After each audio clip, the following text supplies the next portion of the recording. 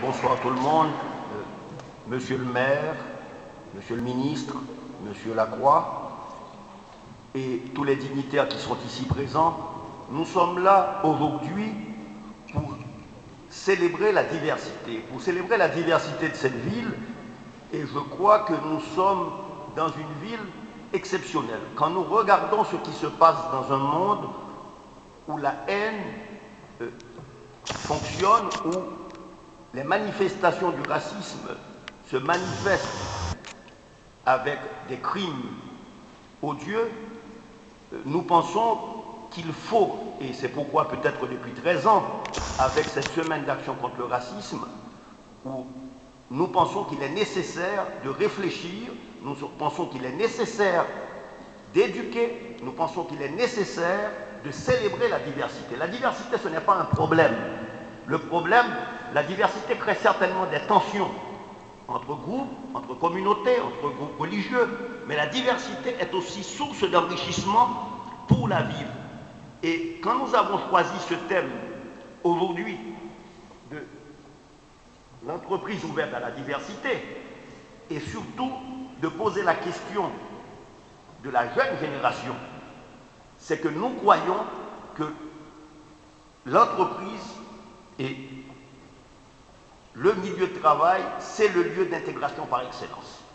Et donc, il est important que l'entreprise, dans un monde de plus en plus globalisé, dans un monde de plus en plus diversifié, que les entreprises se rendent compte que c'est là qui fera la différence. Nous pensons tous, aujourd'hui, quand nous parlons de la semaine d'action contre le racisme, c'est quand même étonnant que nous savons aujourd'hui qu'il n'y a pas de race, qu'il n'y a en fait qu'une seule race humaine. Et Sapiens, sorti quelque part depuis peut-être entre 100 et 200 000 ans, et qui pérégrine de toute la planète.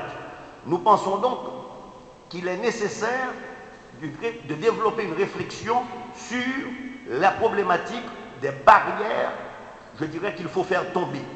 On est encore dans des pensées archaïques, on est encore dominé par des pensées du 19e siècle. Il est temps aujourd'hui, je dirais, que l'humanité s'humanise. Il est temps de voir que nous sommes tous, à un niveau ou à un autre, comptables de l'avenir de cette planète.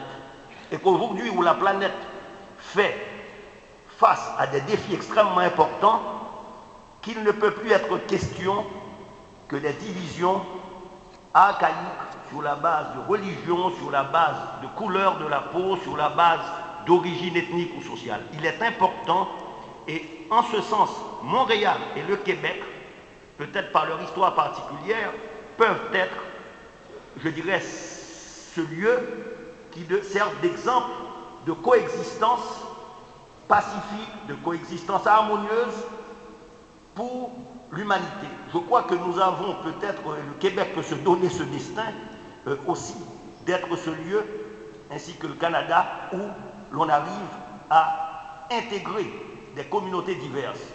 Il est extrêmement intéressant de voir, pour moi qui suis dans une autre vie en analyse politique, de voir que quand même Montréal et le Québec et le Canada, le mot immigrant n'est pas un vilain mot, n'est pas un mot grossier. C'est-à-dire, si vous allez en Europe aujourd'hui, les politiciens se sont laissés aller à des dérives qui posent des problèmes et qui conditionnent des réactions négatives. Je crois qu'ici, enfin, nous, depuis 13 ans qu'on organise la semaine d'action contre le racisme, on a eu l'appui de la mairie, des ministères fédéraux et provinciaux, et nous souhaitons qu'effectivement, pour que ce qui se passe ailleurs n'arrive jamais à se passer ici, qu'il est important que nous continuions ces activités ensemble, entre des gens de croyances différentes, des gens qui sont laïcs, des gens religieux, des gens de toute origine, et que nous travaillons tous ensemble. Je voudrais terminer aussi pour rappeler qu'il y a toujours eu dans nos activités un volet de festival des films des droits de la personne.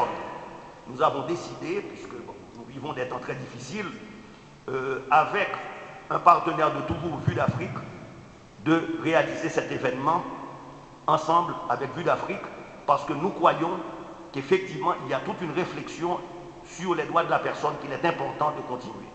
Finalement, je dirais, on a distribué ces ouvrages, ces 15 livres à ces jeunes, parce que nous croyons que c'est l'avenir.